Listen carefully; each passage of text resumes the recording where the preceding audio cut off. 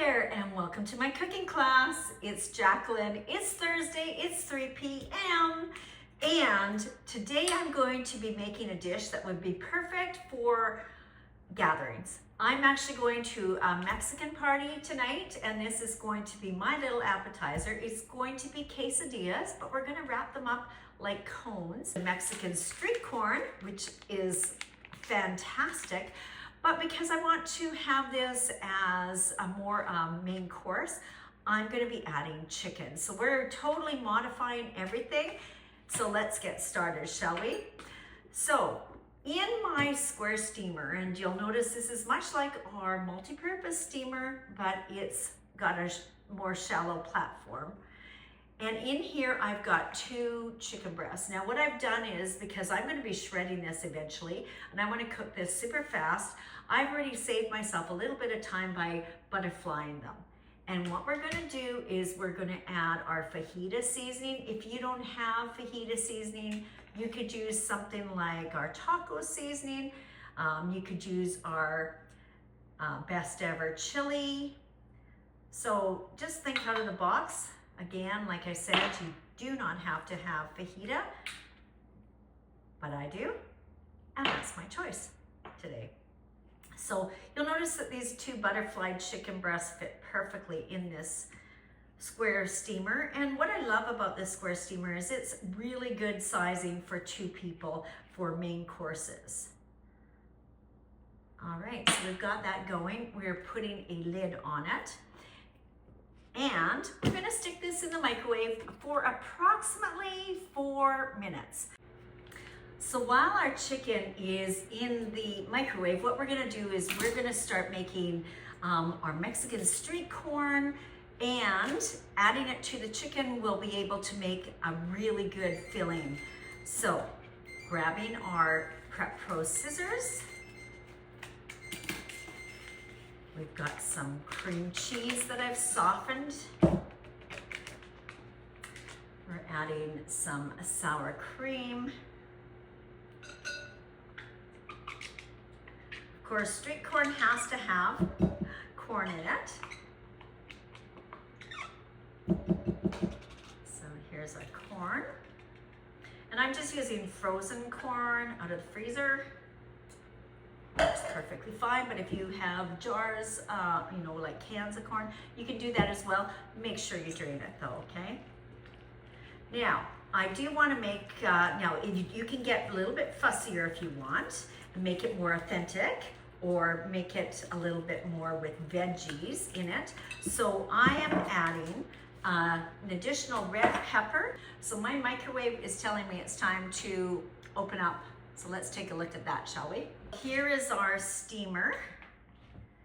Here is our chicken breasts. Look at how I did not put any oil in it. I don't know if you can see, but there's some liquid slopping around in there. That is its own juices, and that's what I love about cooking in the steamer, is all your food actually gets cooked in its natural juices, which makes it just that much more flavorful. So I'm just gonna let this cool a little bit so that it's easier for me to shred. So let's continue making our street corn dip. I'm adding also some cheese. Now the recipe says Monterey Jack cheese. I didn't have any Monterey Jack. It would have been a little bit more authentic had I had it. But I've got cheddar, and cheddar works just as well. So give this a good mix. If you find that you're mixing, and I've got my spatula here, that it's a little hard to mix, feel free, if you've got a microwavable container, to just heat it up in the microwave for, you know, a minute or 2. That will just soften the cheese and get everything a little bit more easy to incorporate. So I have my mixture mixed, and as you can see, it's rather one color. So because I am entertaining tonight with my girlfriends, I'm gonna add a red pepper just because I want some color in there to make it look super pretty. Now, one of the ways that I cut, and here's your kitchen hack, is when I do my peppers, I tend to cut the top off, and here's why. I want to get my money's worth. So by doing so, I can just remove, and I have not wasted an iota of that. I then just slice down around, and I tend to try to make sure that when I cut, I'm leaving the white membrane there. And now I'm chopping this into fine little chops because I want this to be finger food. And as I mentioned, it is going to be a cone quesadilla.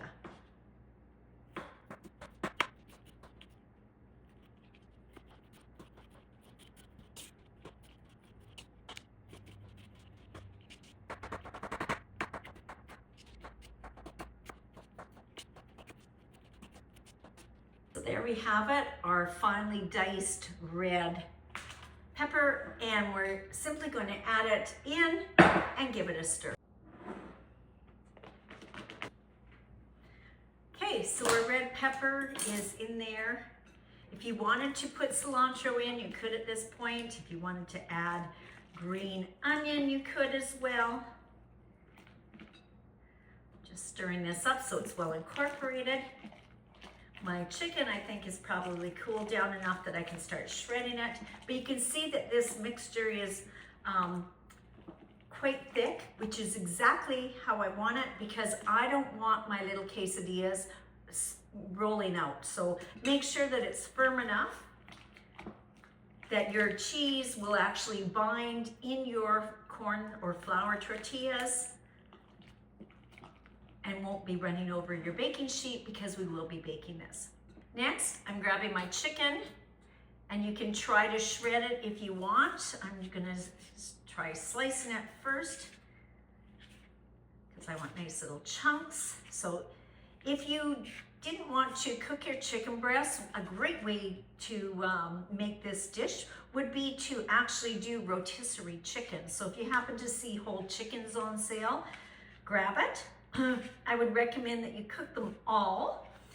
So put it in your large multi-purpose steamer. So grab a whole chicken, season it the way you want, a little bit of oil, put some of your little spices on it of your choice. It could be rotisserie chicken. In this case, maybe if you knew you were doing a Mexican, you might want to put some fajita or taco on one of them. But basically you're going to want to get some chicken organized. I love doing whole chickens in the multi-purpose steamer just because it's very economical. Also, there's a lot of meat that's in there. It's easy to shred, and I actually can do a chicken up, and it's going to be the bulk of my protein for my meals on my Epic Life Challenge. So you can see how I've got chunks here versus shredded, which is just fine. Because as I mentioned, this is going to be finger food. So let's just continue doing this to the rest of our chicken breasts.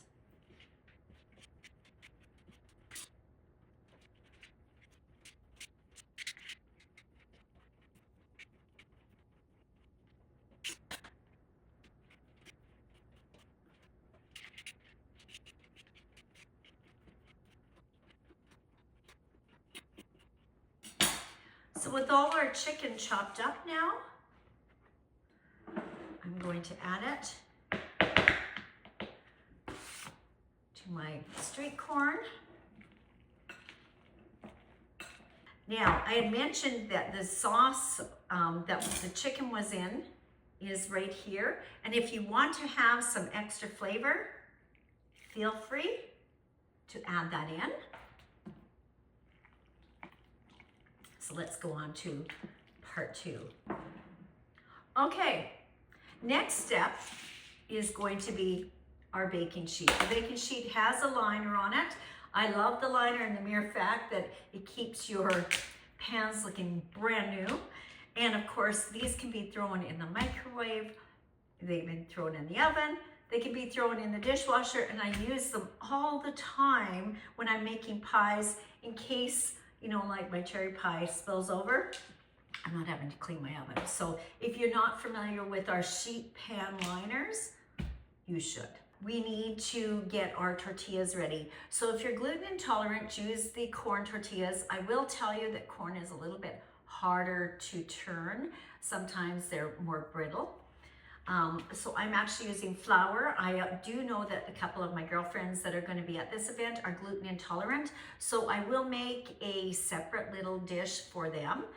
And what we're going to do is we're going to use our trusty scissors, maybe grab about 3 or 4 of them, and we are going to cut these roughly in half. And we're making cones. So we will add approximately 1.5 tablespoons to 2 tablespoons. And now it's just a matter of rolling it. Make sure that you roll it tight enough at the bottom so that it is a cone. And then you are going to plate it on a baking sheet with the seam side down so that it doesn't open up. Okay, so do that with probably approximately 10 or 15 of your tortillas. So my cones are on my baking sheet. You may notice that I've got them propped just so that the filling doesn't come out. I've laid some silicone utensils down, my knives in particular, and that way they're sort of at an angle, so if anything, the cheese is going to fall back into the cone.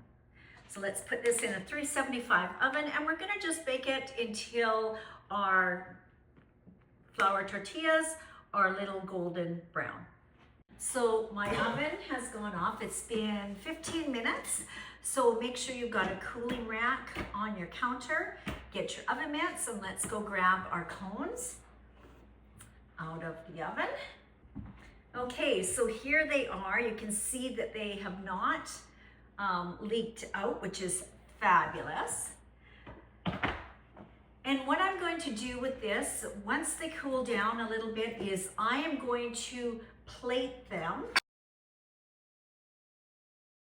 If you have a tray, I'm actually going to put mine on a flat tray. I'm going to have them angled out, and then I'll have salsa down at the other end. Stacking these, creating layers.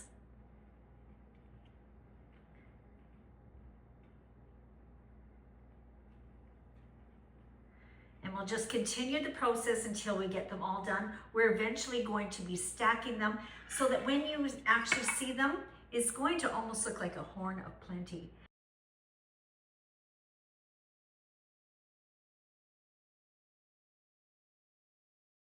And here's your final results. What do you think?